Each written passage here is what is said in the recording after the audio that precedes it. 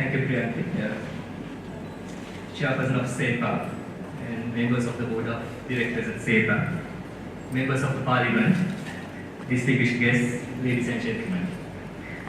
May I also welcome you to the open forum of SEPA, which focuses on this particular subject, on citizens' spaces or civic spaces.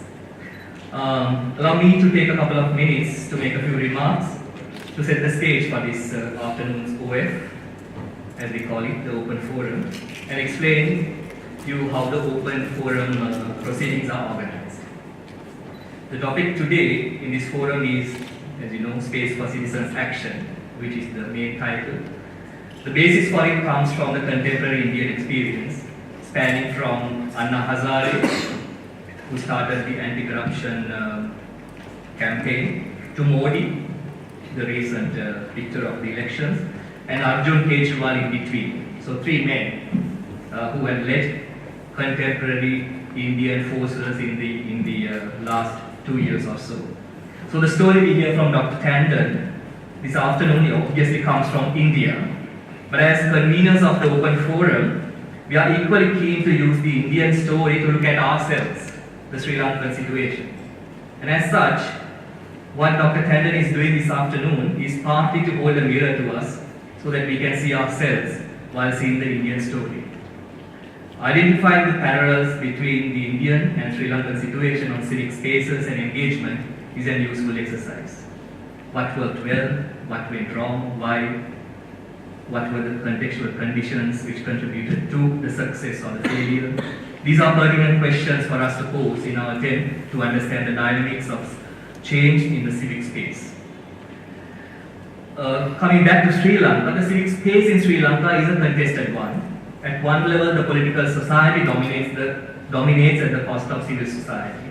Now, I'm aware that the civic space and civil society are not one and the same conceptually, but I will use them rather loosely for this purpose and interchangeably.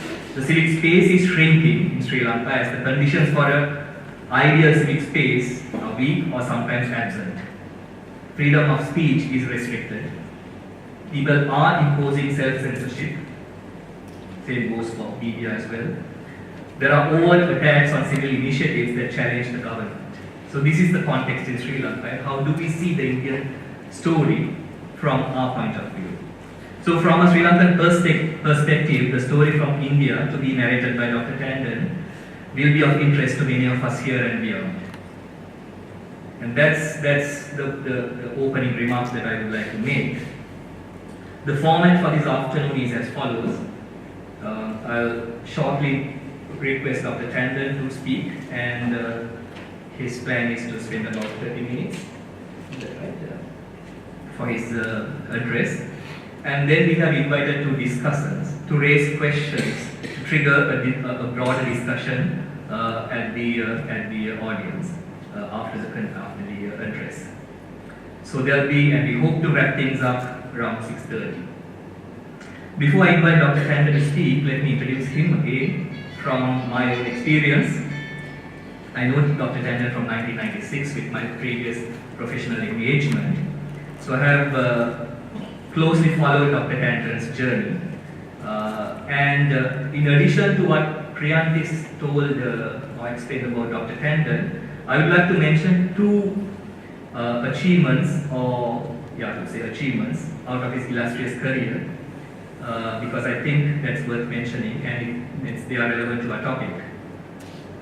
In 1988, Dr. Tandon co-founded what's called WANI in India, and it stands for Voluntary Action Network in India, which brings together thousands of groups of voluntary organizations in India.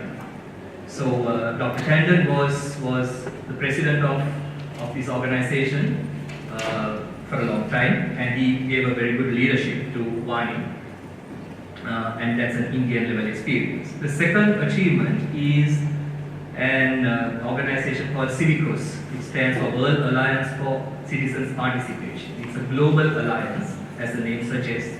And Dr. Tandon was a co-promoter and a co-founder of Civicus. And he was part of the presidium. Shortly it was inaugurated in 1991. So I think Dr. Tandon is one of the best persons from the region of globally, I would say, to speak on the subject. Although he's narrating a story from India, I'm sure his broad involvement at the global level would also be used in his analysis. So, may I respectfully request Dr. Tandler to deliver your speech.